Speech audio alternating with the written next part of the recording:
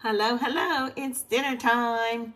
So I had one person ask me, and some people in the past asked me, well, tell me, I don't know how to make fish. I don't know how to make fish. Well, here's one way to make fish. So I have a cast iron skillet going with a little bit of vegetable oil. You can use canola if you want. But in this pan here, my little pie plates that I always use for breading, we have some cornmeal. This, you can use yellow or white. This is yellow, of course. This is what they make hominy grits out of. And then we have about a half a cup of flour, same, and some chili powder. So this is going to be a little bit spicy fish. We have some regular table salt, a little bit, like a half a teaspoon, I guess, and some garlic powder, just a scant bit. You know, garlic goes in everything in my book. And then some black pepper. So what I'll do is I'm going to get this all mixed up. And in this other pie dish, I have an egg and a little bit of water. So while that's heating up, let me get this kind of mixed like there. Okay.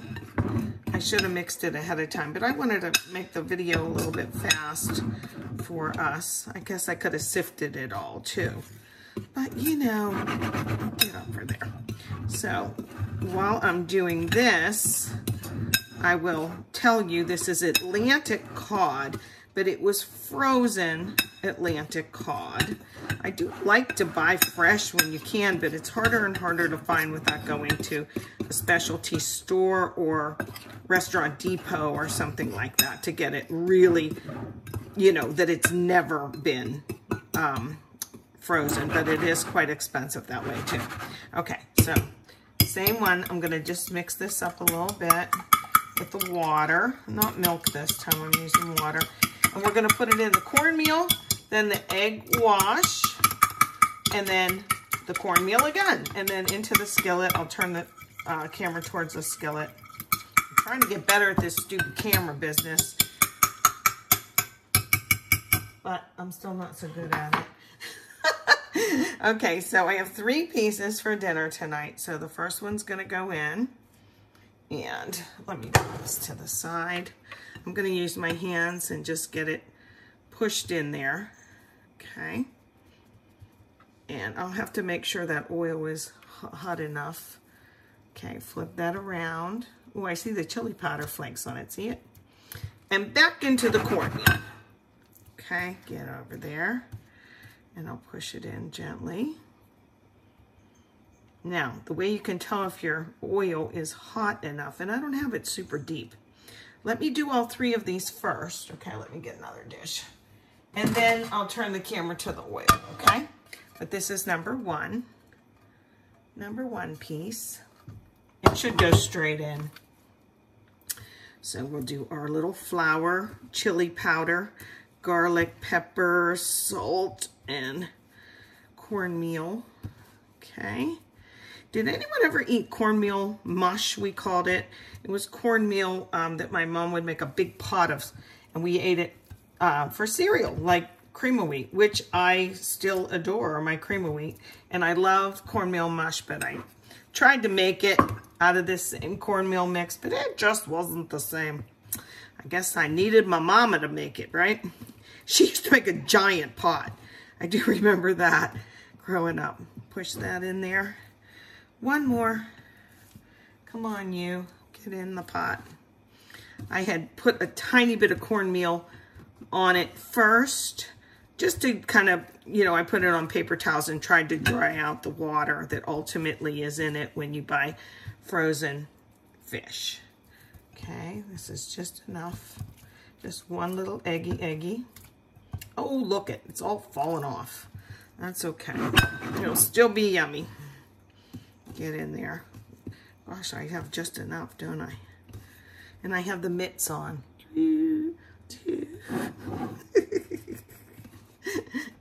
Okay, be right back. I gotta get rid of these real quick. And I have a little bowl of water over here that I just push my hands in. And then look how fast. Ta-da! Pretty good. Okay, I hear my oil is heating up and I don't want it to get to the smoke point. So I'm gonna move my camera Come on, camera. And push it over. Move this out of the way. See, it's just like you're in my kitchen, right? Let me tip this up a little bit. I bet you a quarter. You can see that now. Ooh, and it's starting to smoke. Hurry up, Shirley. Always place things not this way, but like away from you.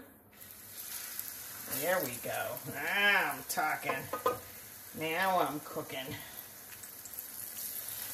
So if it splats, it's going to go that direction, in other words. And the last piece, I better do, well, like this. Okay. Fish cooks quickly. I'm going to wipe my hands again. Very quickly, in fact. So you have to watch it. So you have to have kind of the rest of your dinner almost ready, I would say, before you get going. I like cast iron, but you know, when I first had a cast iron, I totally ruined it. But I was 16 when I had my own apartment for the first time. And this is how I ruined it. I just washed it and let it dry on the counter. But then, of course, it rusted. So now I know I wash and dry it out. You don't dunk it in your soapy water and let it in there for, you know, a long, long time. Here, I'm going to turn the gas up a tiny bit because I turned it down lower. But anyway, yes, so if you have a good cast iron, I have two sizes, this little guy here and then this one, because I love to make like Salisbury steaks or something and put them in the oven to finish cooking, or even a nice steak and then finish cooking. These are almost ready to turn.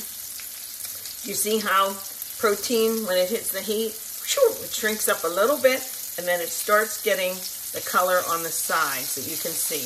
Because this is cornmeal, I can actually feel it getting a little crispy too. So I'm going to peek at this. Yeah, let's do it. And when I flip it over, I got to be careful. You know, this is hot. And you don't want to move it around too much. Yeah, I turned on the heat too much because I was trying to demonstrate this. But you're getting the idea. He's a little fat boy here, so we have to allow him a couple extra minutes. But this one's looking like it might be ready to turn already. Now, what will I serve this with? Well, besides my dinner, I mean, sauce-wise, who knows? Like maybe a little homemade remoulade. And there's simple ways to do that. I don't prefer the store-bought, like, horseradish or the store-bought tartar sauce or whatever. I'd rather just take a glob of mayonnaise, pour some pickle juice, and mince some pickles up in it, and maybe a squirt of lemon juice or something like that, and have that on the side. Or homemade cocktail sauce. Do you guys know how to make homemade cocktail sauce? Let me do it like this. There we go. It's ketchup and horseradish, and you can even use the horsey mayo.